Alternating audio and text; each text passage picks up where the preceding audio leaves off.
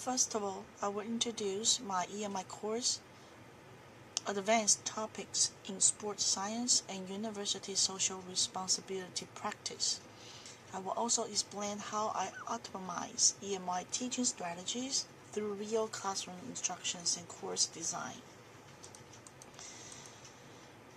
This course integrates sports science with university social responsibility. The main goal is to help students apply interdisciplinary knowledge to real community health needs. We cover topics including exercise physiology, neuromuscular control, biomechanical analysis, and performance monitoring tools. Let me introduce our students from the Applied Science College.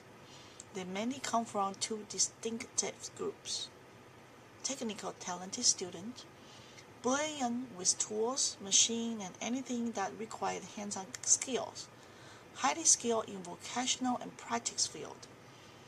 The second group is athletic talented student, outstanding athlete from top high school sports team. Different talent, same challenge.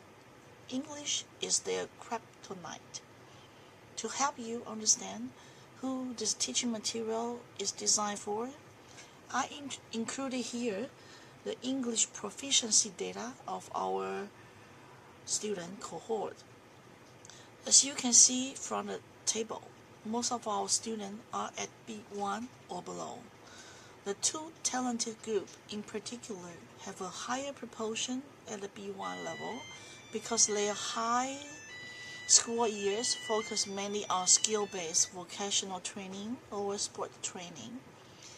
Think of it as a user manual information, so you know the kind of audience we are trying to survive EMI with. These data help explain why EMI classes can be very challenging for them. Among all NTUST college, our students have the lowest proficiency. So as instructions in the first line, it becomes our mission to adjust the level of English in EMI classes. Otherwise, they might think we are teaching another planet's language. They need more support in basic English before jumping into full English mediated instruction. Go back to this course, which is designed as an English medium instruction courses that integrate sports science theory, applied practice, and university social responsibility. The primary goal is to provide students with discipline-specific English exposure while engaging them in authentic academic and professional context, rather than limiting EMI to lecture-based content delivery. English is used as the primary instruction, the only instructional language within the class. Course materials, tasks, instructions, and reflective discussion. However, for the key terminology and professional expression relevant to the field, we will repeatedly reinforce throughout the course and after course over the Chinese guideline. For the structures and implementation regarding to the lecturing itself, we have weekly lectures are conducted in English as a focus on core topics in sports science, applied case studies, and ethical consideration, which is very important nowadays. Lecture emphasize conceptual understanding, discussion, and guided interpretation of real-world scenario, enabling students to practice listening, reading, and academic communication in English. Students independently participate in approved professional workshops and certification-related training.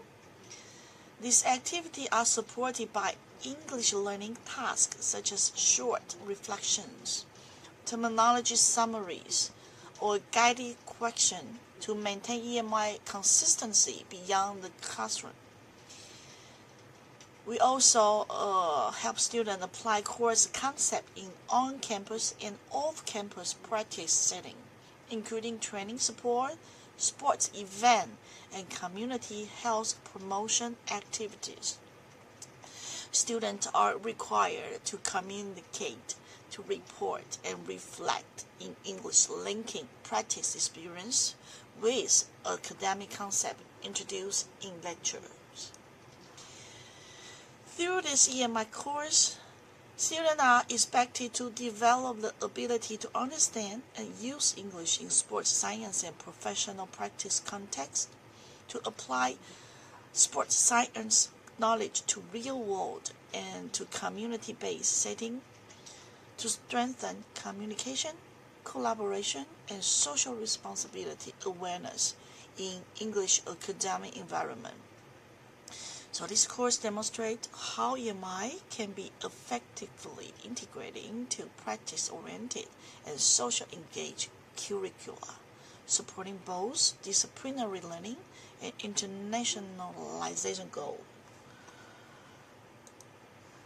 So in the final part of this video, I would like to briefly shift from overall course design to a concrete example using this lesson titled Manual plus Technology, From Feeling to Knowing. I will explain how specific EMI teaching strategies are applied in one actual classroom session, and how these strategies support student understanding and English mediating learning. This example will allow me to clarify how pedagogical structure, language scaffolding, and technology integration work together in my EMI course. So I begin the lesson with the Think, Pair, Share activity, inviting students to reflect on how they assess joint movement in clinical practice. These activities serve as an EMI icebreaker by allowing students to first organize their thought individually, then communicate in pair before sharing with the class. From the EMI perspective, this reduces speaking anxiety, activate prior knowledge, and create a safe environment for professional English use throughout the peer interactions. And the slide titled Today's Learning Objective intentionally present exactly 3 action-oriented objectives. This design follow the overflow prevention principle and help students focus on what they are expected to understand, apply, and integrate. In EMI context, limiting and clarifying objective is critical as it supports comprehension and prevents students from being overwhelmed by both content and language. When introduce complex concepts such as roll and glide mechanics, I deliberately use clear, direct English, avoiding unnecessary idioms or culturally specific expression. Technical terms like arthrokinematics are immediately explained with contextual examples. And in this slide, I use the convex on convex tool as an example to demonstrate how I adapt content delivery for an EMI classroom. Instead of using dense or abstract explanation, I intentionally apply clear, direct language and limit each sentence to one key ideas. The technical terms such as convex, concave, roll, and glide are introduced immediately within the context so students can associate terminology with the movement rather than the memorization. From the EMI perspectives, my goal here is to help students understanding the relationship between movement and language at the same time. By repeatedly emphasizing the phrase opposite direction and pairing it with a concrete example, students are guided to internalize both the biomechanical rule and the professional English expression used to describe it. I also use a simple clinical example, hip flexion, to reduce cognitive load. This allows students with different English proficiency level to focus on reasoning rather than translation. The visual and verbal explanation are aligned so the student can follow the logic, even if their listening comprehension is not complete. 你可以讲大声没关系啦。Overall, this slide illustrates my EMI teaching approach, prioritizing conceptual clarifying, minimizing linguistic complexity, and using example to support both disciplinary understanding and English communication. Here, the focus moves from passive understanding to hands-on practice. Students are asked to physically apply the rule they have just learned, reinforcing the connection between language, movement, and reasoning. This design supports EMI learning by allowing students to anchor English terminology to embodied experience rather than memorization alone. This slide shows a classroom photo with previous course. My teaching strengths lie in using real clinical cases and living demonstration to help students translate theoretical concepts into observatory practice. In EMI setting, I intentionally connect hands-on demonstration with clear, step-by-step explanation so students can understand both the clinical reasoning and the professional English used to describe it. To conclude this overview, I will now show a short video clips from an actual EMI course conducted this semester. The following footage demonstrate how these teaching principles are implemented in real classroom practice. Thank you. The role is the concave side is moving. So this case is when the concave surface moving on the fixed concave surface. Another case, the next slide, is talk about the convex is fixed, but the concave is moving on the concave. Okay? So this is the only two conditions that we are going to learn. And later on, you will have transparent eye. When I demonstrate on a real subject on the shoulder, you will image the arthrokinematics after you learn these two slides. Okay, so the first case, when the convex and surface moving on a fixed, so when I roll up, the roll and glide occur in the same direction or different direction. Can you find the answer on my slide? The roll and glide occur in the same direction or different. The same, raise your hand. Different, raise your hand. Okay, the same direction. Okay, so I will illustrate what does it mean. When I rolled up, when the convex surface roll up on the concave surface, the gliding is going down. Okay, look, if the gliding is going down, it's in opposite direction. But if the concave is rolling up, the gliding also gliding up. So this is the same direction. Once again, see the next slide. If the concave surface is moving on the stationary convex surface, the gliding occurs in opposite or same direction. Can you find once again in my slide? the same direction, raise your hand. The opposite.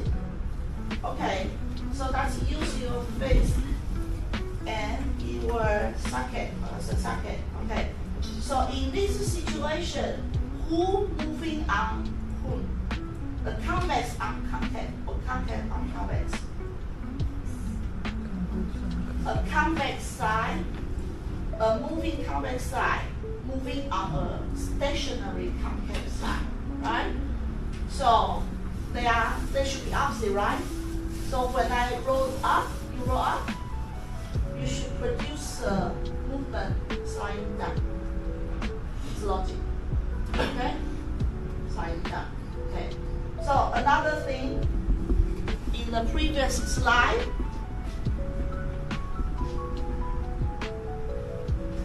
here you have stationary face, right? And the socket is moving.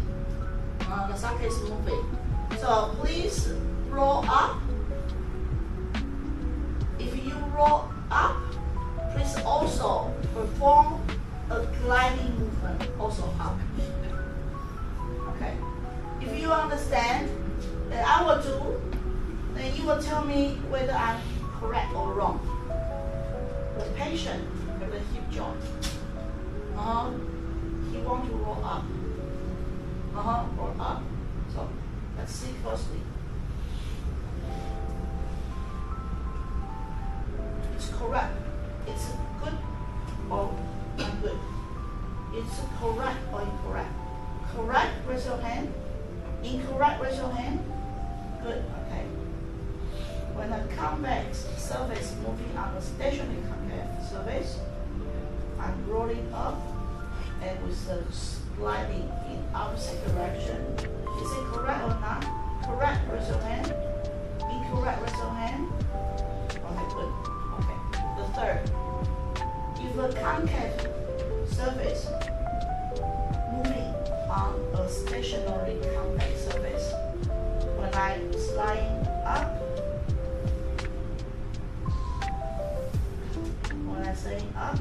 I'm rolling up, I'm sliding down. Correct or incorrect?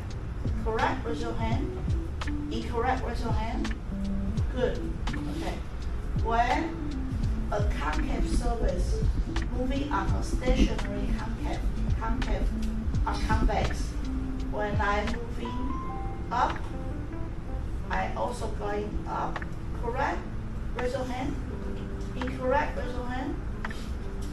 Okay, good. Okay, most of you got the rule, which we call a concave convex rule.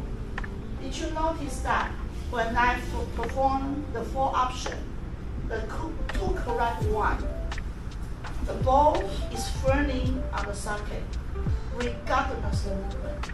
So when you move, good. When you move, good. So they are firm. But when you don't follow the rule, which is another two options, and most of you observe and answer the right answer, which is incorrect, then when I'm moving up, I don't respect the rule, I will hit the socket.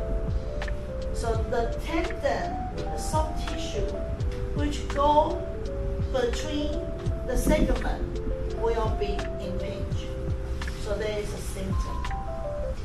Okay, so this is when we need to apply a hand-on technique, because you can ask the patient to do rolling joint movement because they do self-stretch movement.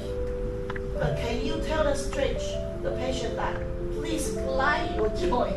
It's very difficult, right? So they need your help. They need your hand to bring them in the normal arthrokinetic. And then here I will all ask the audience who have a shoulder pain.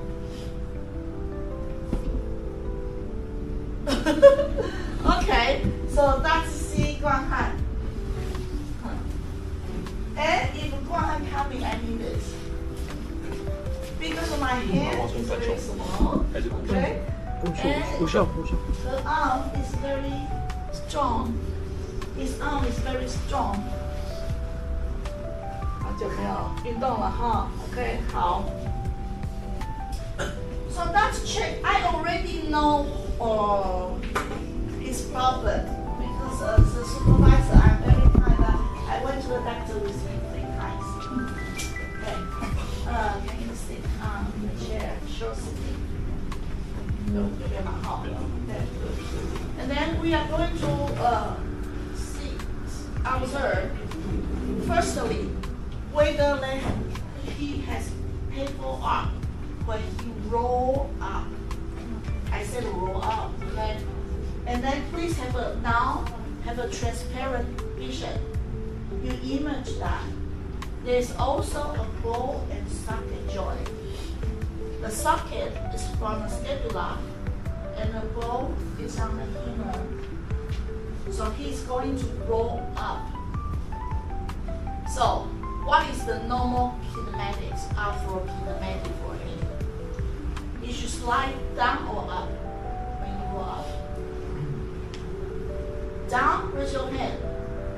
Up, raise your hand. Very good. Down. Okay? So, let's go. 这样就好了。痛，哪边开始痛？好，再过去，越来越痛，再到耳朵。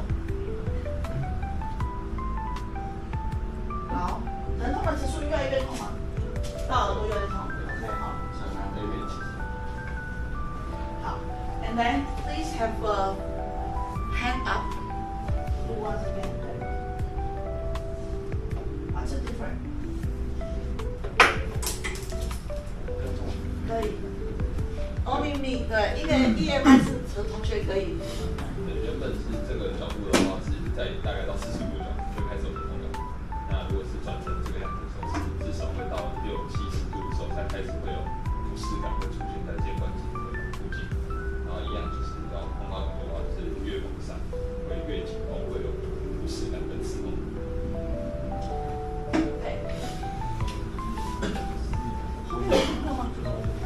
到20了没有？我们也是到20 ，OK. I'm going to apply technique and see once again that the class is finished. Okay. So this is what we are doing for joint mobilization. Okay, joint mobilization. So can you lie on the back? Lie on the back. Lie on the back. Okay, and then have a transparent eye. Normally I would do on girls like this, but for him, I need this. And to have a safe distance between different gender therapists and patients, we will also protect him and protect me with this. How? When I want to improve the rolling up symptom, where should I stand? My hand is going to apply on the femur, on the human head, and I'm going to help him perform gliding when himself perform rolling. Correct? Okay. So I'm going to have Guanghan.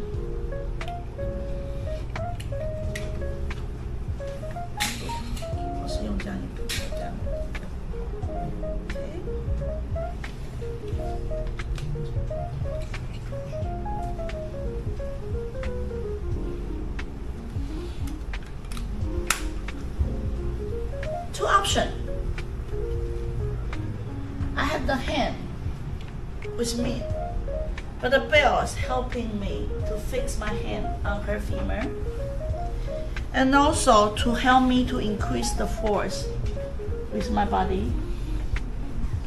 And then option number 1, when Guanghan is doing this, I'm doing this gliding. Option number 2, when Guanghan is rolling up, I'm also rolling up. Which one should I do? The first one, raise your hand. The second one, raise your hand. Okay. 这个弯还是有点不用回场喽。Okay? Yeah. I'm moving the concave side or convex side. Convex. So the rolling and gliding should be the same direction or opposite. Opposite. So when he is going up, I have to roll glide down. Alright? Okay? So I glide down.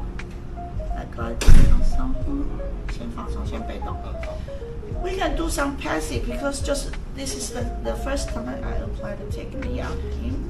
So I'm going to also to check his integrity. It's very tight. It's very tight. 放松，深呼吸，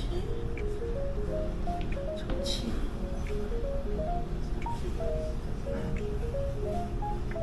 深呼吸，吐气。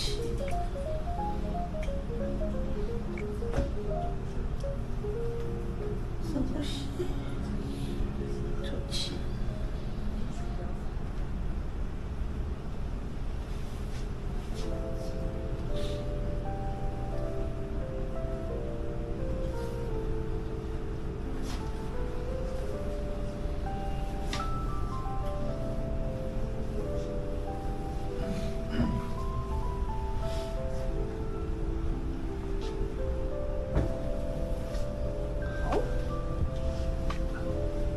And then you can also do some traction.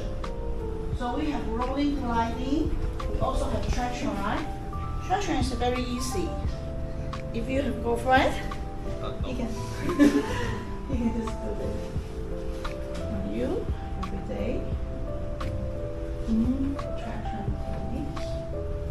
But traction is just like this traction, okay? A traction technique. Fix.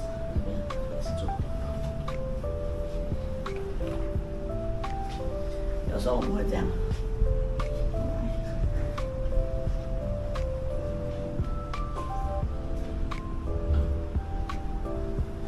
，to help him a little bit. He has a lesion on this, so not typical the problem. But we will ask him to do once again. Can you sit down? Sure. Okay, can you perform once again?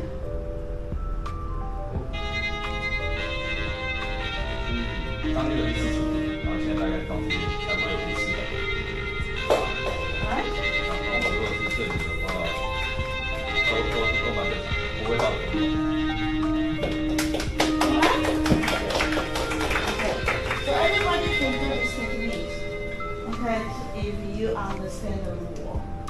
And then we'll have a technology section when you observe our experiment so that you will know how we quantify the improvement using your techniques. Okay? Okay, so I would like to invite Professor Gao to conclude class. Thank you. Yes, thank you for letting me attend this class. I wish I was like the one who demoed so I can fix my joint or something. And I think this is really fun. I mean, to using all the techniques like Professor Xu learned from the UCI and apply to it. And I think at least I know the definition about the convex rule and also then how when I have some problem, how I'm gonna do it. Especially for the first one discussion, I have a very good time with my teammate. We discussed about how to how we're gonna use it when we do the sync pair share stuff. Both of us depend on the eye vision because we also using the vision observation. So that worries me because when I get older, when I lose my vision, how should I maintain my balance or something like that? So maybe I should ask Professor Xu. And thanks again for attending this class, and I'm glad everyone can understand the tool. And I also saw Professor Xu when she mentioned about some important topics and words, she was showing up and sometimes explaining in Mandarin to help you to understand it, but not just for your information, but not using to explain it. So I think that's also good. Thank you. Thank you, Professor Gao.